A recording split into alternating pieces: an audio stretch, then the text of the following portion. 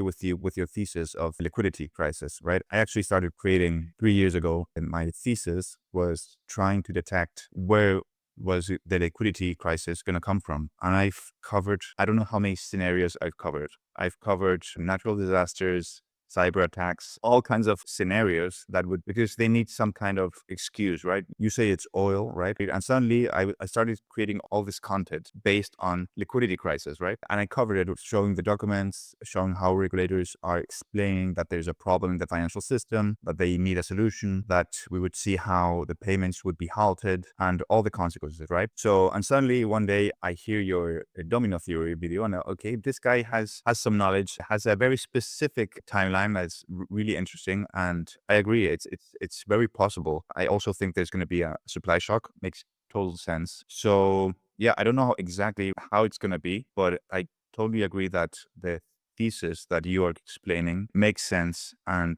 I definitely think they need an excuse to say, hey, what just happened wasn't our fault. We need some kind of political tension, geopolitical event, some kind of excuse to cover the fact that the financial system is broken, that the way of solving it is going to T+0 and making settlement instant.